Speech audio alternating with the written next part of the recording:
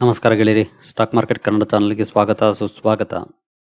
ಗೆಳೆಯರಿ, ವಿಡಿಯೋದಲ್ಲಿ ಇವತ್ತಿನ ನಮ್ಮ ಮಾರ್ಕೆಟ್ ಪರ್ಫಾರ್ಮೆನ್ಸ್ಗೆ ಸಂಬಂಧಪಟ್ಟಂತೆ ಹಾಗೂ ಇವತ್ತು ಸುದ್ದಿಯಲ್ಲಿದ್ದಂತ ಸ್ಟಾಕ್ಗಳ ಬಗ್ಗೆ ತಿಳ್ಕೊಳ್ಳೋಣ. ಸಾಕಷ್ಟು ಸ್ಟಾಕ್ಗಳು ಸುದ್ದಿಯಲ್ಲಿದ್ದು ನಿನ್ನೆ ಕೂಡ ನಾನು ಇದ್ರ ಬಗ್ಗೆ ವಿಡಿಯೋ ಕವರ್ ಮಾಡಿ ತಿಳಿಸ್ಕೊಟ್ಟಿದ್ದೆ. ಮಾರ್ನಿಂಗ್ ವಿಡಿಯೋದಲ್ಲೂ ಕೂಡ ಕೆಲವು ಸ್ಟಾಕ್ಗಳನ್ನ ಕವರ್ ಮಾಡಿದ್ದೆ. ಜೊತೆಗೆ ಇವತ್ತು ಕೂಡ ಹಲವಾರು ಕಂಪನಿಗಳಿಗೆ ಸಂಬಂಧಪಟ್ಟಂತ ಅಪ್ಡೇಟ್ಗಳು ಡ್ಯೂರಿಂಗ್ ದ ಮಾರ್ಕೆಟ್ ಕೂಡ ಬಂದಿದೆ.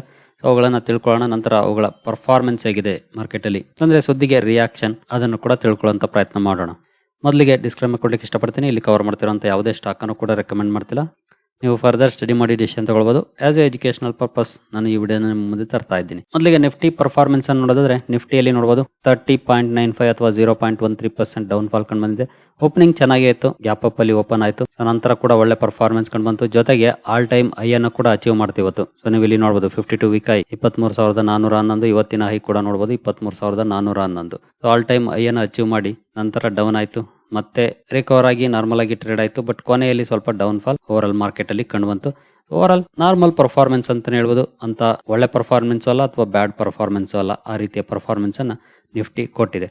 ನಂತರ ಸೆನ್ಸೆಕ್ಸ್ ಅಲ್ಲೂ ಪರ್ಫಾರ್ಮೆನ್ಸ್ ಅನ್ನು ನೋಡಬಹುದು. 203 ಪಾಯಿಂಟ್ಸ್ ಅಥವಾ 0.27% ಡೌನ್ ಫಾಲ್. ಸೇಮ್ ಪರ್ಫಾರ್ಮೆನ್ಸ್ ಇಲ್ಲೂ ಕೂಡ ಗ್ಯಾಪ್ ಅಪ್ ಅಲ್ಲೇ ಓಪನ್ ಆಯ್ತು. ಕ್ಲೋಸಿಂಗ್ ನೋಡಬಹುದು 76,693, ಓಪನಿಂಗ್ 76,935. ನಂತರ ಇಲ್ಲೂ ಕೂಡ ಆಲ್ ಟೈಮ್ ಹೈ ಬಂತು 77,079. ಇಲ್ಲೂ ಕೂಡ ನೋಡಬಹುದು. ನಂತರ ಡೌನ್ ಆಯ್ತು. ಓವರ್ ಆಲ್ ಸ್ವಲ್ಪ ನೆಗೆಟಿವ್ ಅಲ್ಲಿ ನಮ್ಮ ಮಾರ್ಕೆಟ್ ಕ್ಲೋಸಿಂಗ್ ಅನ್ನ ಕೊಟ್ಟಿದೆ.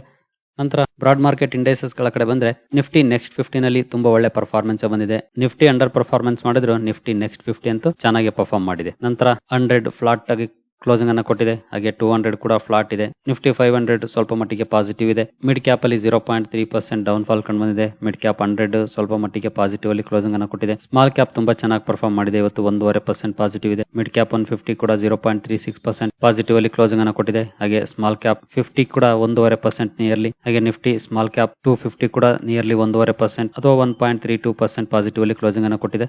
ನಂತರ ಮೈಕ್ರೋ ಕ್ಯಾಪ್ ಪರ್ಫಾರ್ಮೆನ್ಸ್ ಅನ್ನು ನೋಡಿದ್ರೆ ಇಲ್ಲೂ ಕೂಡ ನಿಯರ್ಲಿ 1.5% ಪಾಸಿಟಿವ್ ಇದೆ. ಅಂದ್ರೆ ಇವತ್ತು ಮಿಡ್ ಕ್ಯಾಪ್ ಸ್ವಲ್ಪ ಹಿಂದೆ ಬಿತ್ತು ಅಂತಾನೆ ಹೇಳ್ಬೋದು. ಬಟ್ ಸ್ಮಾಲ್ ಕ್ಯಾಪ್ ತುಂಬಾ ಒಳ್ಳೆ ಪರ್ಫಾರ್ಮೆನ್ಸ್ ಅನ್ನ ಇವತ್ತು ಕೂಡ ಕಂಟಿನ್ಯೂ ಮಾಡಿದೆ.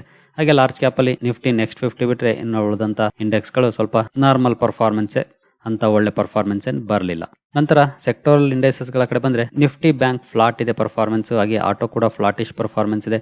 ಫೈನಾನ್ಷಿಯಲ್ ಸರ್ವಿಸಸ್ ಕೂಡ ಫ್ಲಾಟಿಶ್ ಇದೆ. FMCG ಅಲ್ಲೂ ಕೂಡ ಫ್ಲಾಟಿಶ್ ಅಂತಾನೆ ಹೇಳ್ಬೋದು ಅಥವಾ ಸ್ವಲ್ಪ ಪಾಸಿಟಿವ್ ಅಲ್ಲಿ ಕ್ಲೋಸಿಂಗ್ ಅನ್ನ ಕೊಟ್ಟಿದೆ. ಬಟ್ ಸ್ವಲ್ಪ ಡ್ರಾಗ್ ಮಾಡಿದ್ದು ಮಾರ್ಕೆಟ್ ಅನ್ನ ಅಂತಂದ್ರೆ ಅದು IT ಅಂತ ಹೇಳ್ಬೋದು 1.83%. ಸೊ ಲಾಸ್ಟ್ ವೀಕ್ ತುಂಬಾ ಒಳ್ಳೆ ಪರ್ಫಾರ್ಮೆನ್ಸ್ IT ಸೆಕ್ಟರ್ ಅಲ್ಲಿ ಕಂಡು ಬಂದಿತ್ತು. ಅದಕ್ಕೆ ಕಾರಣ ಕೂಡ ನಾನು ತಿಳಿಸ್ಕೊಟ್ಟಿದ್ದೆ. ಈಗ ಇನ್ನೂ ಒಂದು ನ್ಯೂಸ್ ಬರ್ತಿದೆ. ಆ ನ್ಯೂಸ್ ನ ಕಾರಣಕ್ಕೆ ಸ್ವಲ್ಪ ಪ್ರೆಷರ್ IT ಸೆಕ್ಟರ್ ಅಲ್ಲಿ ಕಂಡು ಬಂದಿದೆ. ಸೊ ನ್ಯೂಸ್ ಏನು ಅಂತ ನೋಡೋಣ. ಮೊದಲಿಗೆ ಇಂಡೆಕ್ಸ್ ಗಳ ಪರ್ಫಾರ್ಮೆನ್ಸ್ ಅನ್ನು ನೋಡೋಣ. ಮೀಡಿಯಾ ಚೆನ್ನಾಗಿ ಪರ್ಫಾರ್ಮ್ ಮಾಡ್ತು. ಮೆಟಲ್ ಸ್ವಲ್ಪ ಡೌನ್ ಅಲ್ಲಿ ಕ್ಲೋಸಿಂಗ್ ಅನ್ನ ಕೊಡ್ತು. ಫಾರ್ಮಾ ಚೆನ್ನಾಗಿ ಪರ್ಫಾರ್ಮ್ ಮಾಡ್ತು. PSU ಬ್ಯಾಂಕ್ ಗಳು ಸ್ವಲ್ಪ ಮಟ್ಟಿಗೆ ಪಾಸಿಟಿವ್ ಅಲ್ಲೇ ಪರ್ಫಾರ್ಮೆನ್ಸ್ ಅನ್ನು ಕೊಟ್ಟು. ಪ್ರೈವೇಟ್ ಬ್ಯಾಂಕ್ ಗಳು ಸ್ವಲ್ಪ ಡೌನ್ ಆದವು. ನಿಫ್ಟಿ ರಿಯಾಲಿಟಿ ಚೆನ್ನಾಗಿ ಪರ್ಫಾರ್ಮ್ ಮಾಡ್ತು. ಹೆಲ್ತ್ ಕೇರ್ ಕೂಡ ಚೆನ್ನಾಗಿ ಪರ್ಫಾರ್ಮ್ ಮಾಡ್ತು. ಕನ್ಸ್ಯೂಮರ್ ಡ್ಯೂರಬಲ್ಸ್ ಅಲ್ಲಿ ಕೂಡ ಒಳ್ಳೆ ಪರ್ಫಾರ್ಮೆನ್ಸ್ ಇದೆ. ಆಯಿಲ್ ಅಂಡ್ ಗ್ಯಾಸ್ ಅದು ಕೂಡ ಆಲ್ಮೋಸ್ಟ್ ಫ್ಲಾಟ್ ಪರ್ಫಾರ್ಮೆನ್ಸ್ ಅಂತ ಹೇಳ್ಬೋದು ಅಥವಾ ಸ್ವಲ್ಪ ಮಟ್ಟಿಗೆ ನೆಗೆಟಿವ್ ಅಲ್ಲಿ ಕ್ಲೋಸಿಂಗ್ ಅನ್ನ ಕೊಟ್ಟಿದೆ. ಸೊ ಈ ರೀತಿ ಮಿಕ್ಸ್ಡ್ ರಿಯಾಕ್ಷನ್ ಇವತ್ತು ನಮ್ಮ ಮಾರ್ಕೆಟ್ ಅಲ್ಲಿ ಕಂಡು ಬಂತು. ಕೆಲವು ಸೆಕ್ಟರ್ ಚೆನ್ನಾಗಿ ಪರ್ಫಾರ್ಮ್ ಮಾಡಿದ್ರೆ, ಕೆಲವು ಸೆಕ್ಟರ್ ಫ್ಲಾಟ್ ಇದ್ವು, ಕೆಲವು ಸೆಕ್ಟರ್ ಡೌನ್ ಅಲ್ಲಿ ಕ್ಲೋಸಿಂಗ್ ಅನ್ನ ಕೊಟ್ಟಿದ್ದಾರೆ. ಎಸ್ಪೆಷಲಿ ನಿಫ್ಟಿ IT ಇವತ್ತು ನಮ್ಮ ಮಾರ್ಕೆಟ್ ನ ಓವರ್ ಆಲ್ ಕೆಳಗಡೆ ಡ್ರಾಗ್ ಮಾಡ್ತು ಅಂತಾನೆ ಹೇಳ್ಬೋದು. ಯಾಕೆ ಅಂತಂದ್ರೆ ನಾನು ನಿನ್ನೆಯ ಒಂದು ವಿಡಿಯೋದಲ್ಲಿ ವೀಕ್ಲಿ ಇವೆಂಟ್ಸ್ ಗಳ ಬಗ್ಗೆ ಕವರ್ ಮಾಡುವಾಗ ಒಂದು ವಿಷಯನ ಕವರ್ ಮಾಡಿದ್ದೀನಿ, FOMC ಮೀಟಿಂಗ್ ಬಗ್ಗೆ. FOMC ಮೀಟಿಂಗ್ ನಾಳೆ ಶುರುವಾಗ್ತಾ ಇದೆ. ನಾಳೆ ನಾಡಿದ್ದು 2 ದಿನ ಮೀಟಿಂಗ್ ಇರುತ್ತೆ. ಜೊತೆಗೆ ಮೊನ್ನೆ ತಾನೇ ಅಮೆರಿಕದ ಜಾಬ್ಸ್ ಡೇಟಾ ರಿಲೀಸ್ ಆಗಿದೆ. ಸೊ ಜಾಬ್ ಮಾರ್ಕೆಟ್ ಅಲ್ಲಿ ತುಂಬಾ ಒಳ್ಳೆ ಗ್ರೋತ್ ಕಂಡು ಬಂದಿದೆ. ಸೊ ಜಾಬ್ ಮಾರ್ಕೆಟ್ ಗ್ರೋತ್ ಇದೆ ಅಂತಂದ್ರೆ ಸೆಂಟ್ರಲ್ ಬ್ಯಾಂಕ್ ಅಥವಾ ಫೆಡ್ ಗೆ ಒಂದು ಕಾನ್ಫಿಡೆನ್ಸ್ ಇರುತ್ತೆ. ಸೊ ನಾವು ರೇಟ್ ಕಟ್ ಮಾಡ್ಲಿಲ್ಲ ಅಂದ್ರೂ ಪರವಾಗಿಲ್ಲ, ಎಕಾನಮಿ ಸ್ಟೇಬಲ್ ಇರುತ್ತೆ ಅಂತ, ಅಂದ್ರೆ ರಿಸೆಷನ್ ಭಯ ಇರೋದಿಲ್ಲ ಅಂತ. ಸೊ ಹಾಗಾಗಿ ರೇಟ್ ಕಟ್ ಇನ್ನೂ ಮುಂದೆ ಹೋಗ್ಬೋದು ಅನ್ನೋ ಅಂತ ಎಕ್ಸ್ಪೆಕ್ಟೇಷನ್ ಮೇಲೆ IT ಸೆಕ್ಟರ್ ಅಲ್ಲಿ ಪ್ರೆಷರ್ ಕಂಡು ಬಂದಿದೆ. ಆಬ್ವಿಯಸ್ಲಿ ಆಲ್ಮೋಸ್ಟ್ ಎಲ್ಲರ ಎಕ್ಸ್ಪೆಕ್ಟೇಷನ್ ಈಗ ರೇಟ್ ಕಟ್ ಆಗಲ್ಲ ಅನ್ನೋದೇ ಇದೆ. ಕರೆಂಟ್ ರೇಟ್ಸ್ ಅನ್ನ ಕಂಟಿನ್ಯೂ ಮಾಡಬಹುದು ಅನ್ನೋ ಒಪಿನಿಯನ್ ಇದೆ. ಆದ್ರೆ ಇನ್ನು ಕೆಲವರು ಒಪಿನಿಯನ್ ಕೊಡ್ತಾ ಇರೋ ಪ್ರಕಾರ ಜಾಬ್ ಮಾರ್ಕೆಟ್ ತುಂಬಾ ಸ್ಟ್ರಾಂಗ್ ಇರೋದ್ರಿಂದ ರೇಟ್ ಹೈಕ್ ಮಾಡಿದ್ರು ಮಾಡಬಹುದು ಅನ್ನೋ ರೀತಿ ಒಪಿನಿಯನ್ ಗಳು ಬರ್ತಿದೆ. ಅಂತ ಚಾನ್ಸಸ್ ಗೊತ್ತಿಲ್ಲ. ಯಾಕಂದ್ರೆ ಇನ್ನೂ ಒಂದು ಪಾಯಿಂಟ್ ನಾವಿಲ್ಲಿ ಅಬ್ಸರ್ವ್ ಮಾಡಬಹುದು. ಅದೇನಂದ್ರೆ ಫೆಡರಲ್ ರಿಸರ್ವ್ ನ ಕೆಲವೊಂದು ಮೂವ್ಗಳು ಸಾಕಷ್ಟು ಸಲ ಉಲ್ಟಾ ಹೊಡೆದಿದ್ದಾವೆ. ನಾವು ರೇಟ್ ಕಟ್ ಮಾಡ್ತೀವಿ ಅಂತಾನೆ ಹೇಳ್ಕೊಂಡ್ ಬಂದು ಈಗ ರೇಟ್ ಕಟ್ ಇಲ್ಲಿವರೆಗೂ ಮಾಡೇ ಇಲ್ಲ, ಅರ್ಧ ವರ್ಷ ಆದ್ರೂ ಕೂಡ. ಹಾಗೆ ನಾವು ರೇಟ್ ಹೈಕ್ ಮಾಡಲ್ಲ ಅಂತ ಹೇಳಿ 2-3 ರೇಟ್ ಹೈಕ್ ಮಾಡಿದ್ರು. ಈಗಲೂ ಕೂಡ ಯಾರಿಗೊತ್ತು ಅದೇ ರೀತಿ ಡಿಸಿಷನ್ ತಗೊಳ್ಬಹುದು. ಇನ್ಫ್ಲೇಷನ್ ಕಂಟ್ರೋಲ್ ಆಗ್ತಿಲ್ಲ ಅಂತ. ಹಾಗಾಗಿ ಆ ಕನ್ಸರ್ನ್ ಮೇಲೆ ಐಟಿ ಸೆಕ್ಟರ್ ಸ್ವಲ್ಪ ಅಂಡರ್ ಪರ್ಫಾರ್ಮೆನ್ಸ್ ಇವತ್ತು ಮಾಡಿದೆ. ಓವರ್ FOMC ಔಟ್ಕಮ್ ಬರೋವರೆಗೂ ಕೂಡ ಮಾರ್ಕೆಟ್ ಸ್ವಲ್ಪ ಕಾಶಿಯಸ್ ಆಗಿ ಇರುತ್ತೆ. ಐಟಿ ಸೆಕ್ಟರ್ ಕೂಡ ಹಿಂಗೆ ಪರ್ಫಾರ್ಮೆನ್ಸ್ ಕೊಡಬಹುದು. ಹಾಗೆ ಓವರ್ ಆಲ್ ಮಾರ್ಕೆಟ್ ಕೂಡ ನಾಳೆ ನಾಡಿದ್ದು ಕೂಡ ಇದೇ ರೀತಿ ಪರ್ಫಾರ್ಮೆನ್ಸ್ ಅನ್ನ ಕೊಟ್ಟರೆ ಆಶ್ಚರ್ಯ ಇರುವುದಿಲ್ಲ. ಯಾಕಂದ್ರೆ FIS ಅಂಡ್ ಇನ್ಸ್ಟಿಟ್ಯೂಷನ್ಸ್ ಸ್ವಲ್ಪ ವೈಟ್ ಅಂಡ್ ವಾಚ್ ಪಾಲಿಸಿ ಬಳಸ್ತಾರೆ. ಏನ್ ಬರುತ್ತೆ ಔಟ್ಕಮ್ ಅನ್ನೋದ್ರ ಮೇಲೆ ಡಿಸಿಷನ್ ತಗೊಳ್ಳೋಣ ಅಂತ. ಹಾಗಾಗಿ ಸ್ವಲ್ಪ ಫ್ಲಾಟಿಶ್ ಪರ್ಫಾರ್ಮೆನ್ಸ್ ಅಥವಾ ಸ್ವಲ್ಪ ಡೌನ್ ಪರ್ಫಾರ್ಮೆನ್ಸ್ ಕಂಡು ಬಂದ್ರು ಆಶ್ಚರ್ಯ ಏನಿರೋದಿಲ್ಲ. ಬಟ್ ನೋಡೋಣ ಯಾವ ರೀತಿ ಔಟ್ಕಮ್ ಬರುತ್ತೆ ಅಂತ. ನಂತರ ಇಂಡಿವಿಜುವಲ್ ಸ್ಟಾಕ್ ಗಳ ಕಡೆ ಬರೋದಾದ್ರೆ ನಿನ್ನೆ ತಾನೇ ಇದ್ರ ಬಗ್ಗೆ ಸಪರೇಟ್ ವಿಡಿಯೋ ಕವರ್ ಮಾಡಿದೆ. ವಾರ್ಡ್ ವಿಜಾರ್ಡ್ ಇನ್ನೋವೇಷನ್ಸ್ ಒಂದು ಸ್ಮಾಲ್ ಕ್ಯಾಪ್ ಕಂಪನಿ, 1300 ಕೋಟಿ ಮಾರ್ಕೆಟ್ ಕ್ಯಾಪ್ ಇರುವಂತಹ ಕಂಪನಿಗೆ 10,000 ಕೋಟಿ ಆರ್ಡರ್ ಸಿಕ್ಕಿದೆ. ಅಂತ ದೊಡ್ಡ ನ್ಯೂಸ್ ಬಂದ್ರೆ ಪರ್ಫಾರ್ಮೆನ್ಸ್ ಕೂಡ ಈ ರೀತಿ ಇರುತ್ತೆ. 20% ಅಪ್ಪರ್ ಸರ್ಕ್ಯೂಟ್ ಅಲ್ಲಿ ಸ್ಟಾಕ್ ಕ್ಲೋಸಿಂಗ್ ಅನ್ನು ಕೊಟ್ಟಿದೆ. ಯೂಶುವಲಿ ಇಂತಹ ಸಮಯದಲ್ಲಿ ಯಾರು ಮಾರಕ್ಕೆ ಇಷ್ಟಪಡೋದಿಲ್ಲ, ಹಾಗಾಗಿ ಅಪ್ಪರ್ ಸರ್ಕ್ಯೂಟ್ ಅಲ್ಲಿ ಲಾಕ್ ಆಗಿದೆ ಸ್ಟಾಕ್. ಮೇ ಬಿ ಈ ವಾರ ಪೂರ್ತಿ ಇದೇ ರೀತಿ ಪರ್ಫಾರ್ಮೆನ್ಸ್ ಇದ್ರೂ ಆಶ್ಚರ್ಯ ಪಡುವಂತದ್ದೇನಿಲ್ಲ. ಸೊ ಯಾರೆಲ್ಲ ಮುಂಚೆ ಬೈ ಮಾಡಿದ್ರು ಅಂತವ್ರಿಗೆ ಖಂಡಿತ ಒಳ್ಳೆ ಲಾಭ ಆಗುತ್ತೆ. ಸೊ ಈಗಂತೂ ಬೈ ಮಾಡ್ಲಿಕ್ಕೆ ಸಿಗೋದೇ ಇಲ್ಲ. ಇನ್ ಕೇಸ್ ನೀವು ಟ್ರೈ ಮಾಡ್ಬೇಕು ಅಂತಂದ್ರೆ AM ಆರ್ಡರ್ ಹಾಕಿ ಅಂದ್ರೆ ಆಫ್ಟರ್ ಮಾರ್ಕೆಟ್ ಆರ್ಡರ್ ಇವಾಗ ಬೇಕಿದ್ರು ಸೆಟ್ ಮಾಡಬಹುದು. ನಾಳೆ ಬೆಳಗ್ಗೆ ಮಾರ್ಕೆಟ್ ಓಪನ್ ಆಗೋ ಟೈಮಲ್ಲಿ ಯಾರಾದ್ರೂ ಎಕ್ಸಿಟ್ ಆದ್ರೆ ಇನ್ ಕೇಸ್ ಮಾರಾಟ ಮಾಡಬೇಕು ಅಂತ ನಿರ್ಧಾರ ಮಾಡಿ ಸೆಲ್ ಬಟನ್ ಒತ್ತಿದ್ರೆ ಅಂತ ಸಮಯದಲ್ಲಿ ನಿಮ್ಗೆ ಸಿಕ್ಕರು ಸಿಗಬಹುದು. ಇದು ಒಂಥರ ಲಕ್ಕಿ ಡ್ರಾ ಇದ್ದಂಗೆ, ಸಿಕ್ಕರು ಸಿಗಬಹುದು, ಸಿಗ್ಲಿಲ್ಲ ಅಂದ್ರೂ ಇರಬಹುದು. ಹಾಗೆ ಇಲ್ಲಿ ಒಂದು ರಿಸ್ಕ್ ಕೂಡ ಇರುತ್ತೆ. ಆರ್ಡರ್ ಎಕ್ಸಿಕ್ಯೂಷನ್ ಟಾಪಲ್ ಆಗುತ್ತೆ, ನಂತರ ಡೌನ್ ಪರ್ಫಾರ್ಮೆನ್ಸ್ ಬಂದ್ರು ಬರಬಹುದು ಅಥವಾ ಅಪ್ಪರ್ ಸರ್ಕ್ಯೂಟ್ ಅಲ್ಲಿ ಮೂವ್ ಆಗ್ಬಹುದು. ಸೊ ಎರಡು ರೀತಿಯ ಚಾನ್ಸಸ್ ಇರುತ್ತೆ, ಅಡ್ವಾಂಟೇಜ್ ಅಂಡ್ ಡಿಸ್ಅಡ್ವಾಂಟೇಜ್. ಸೊ ಎರಡಕ್ಕೂ ರೆಡಿ ಇದ್ರೆ AM ಆರ್ಡರ್ ಹಾಕಿ ಟ್ರೈ ಮಾಡಬಹುದು, ಇಲ್ಲ ಸ್ಟ್ರೈಟ್ ಅವೇ ಇಗ್ನೋರ್ ಮಾಡಬಹುದು. ಸ್ವಲ್ಪ ನಾರ್ಮಲ್ ಆಗಿ ಟ್ರೇಡಿಂಗ್ ಆಗೋವರೆಗೂ ವೆಯ್ಟ್ ಮಾಡೋದು ಬೆಟರ್, ರಿಸ್ಕ್ ಬೇಡ ಅಂದ್ರೆ. ಗೊತ್ತಿಲ್ಲ ಯಾವಾಗ ಇದರಲ್ಲಿ ಸರ್ಕ್ಯೂಟ್ ಓಪನ್ ಆಗುತ್ತೆ ಅಂತ, ಯಾಕಂದ್ರೆ ಬಂದಿರೋದಂತೂ ತುಂಬಾ ಒಳ್ಳೆ ಗುಡ್ ನ್ಯೂಸ್. ಹಾಗಾಗಿ ಸ್ಟಾಕ್ ಅಲ್ಲೂ ಕೂಡ ಈ ರೀತಿ ಪರ್ಫಾರ್ಮೆನ್ಸ್ ಬಂದಿದೆ. ನಂತರ Motilal Oswal financial services morning ವಿಡಿಯೋದಲ್ಲಿ ಇದರ ಬಗ್ಗೆ ಕವರ್ ಮಾಡಿದ್ದೆ. ಇವತ್ತು ಕಂಪನಿಯ ಬೋನಸ್ ಎಕ್ಸ್ ಡೇಟ್ ಇದೆ, ಪ್ರೈಸ್ ಅಡ್ಜಸ್ಟ್ ಆಗುತ್ತೆ ಅಂತ. ಸೊ ನೋಡಬಹುದು 2,000 ಚಿಲ್ಲರೆ ಇತ್ತು ಮಾರ್ನಿಂಗ್ ಕವರ್ ಮಾಡಿದಾಗ, 70% ಡೌನ್ ತೋರಿಸುತ್ತೆ. ಬಟ್ ಇದಕ್ಕಾಗಿ ಯಾರು ಭಯ ಪಡುವಂತದ್ದೇನಿಲ್ಲ, ಇದು ಜಸ್ಟ್ ಅಡ್ಜಸ್ಟ್ಮೆಂಟ್ ಅಷ್ಟೇ ಬೋನಸ್ ಕಾರಣಕ್ಕೆ. ಒನ್ಸ್ ನಿಮ್ಗೆ ಬೋನಸ್ ಶೇರ್ಗಳು ನಿಮ್ಮ ಡಿಮ್ಯಾಟ್ ಅಕೌಂಟ್ಗೆ ಕ್ರೆಡಿಟ್ ಆದ್ಮೇಲೆ ಆ ಪ್ರೈಸ್ ಕೂಡ ಅಡ್ಜಸ್ಟ್ ಆಗುತ್ತೆ. ನಿಮ್ಗೆ ಯಾವುದೇ ಲಾಸ್ ಆಗಿರೋದಿಲ್ಲ.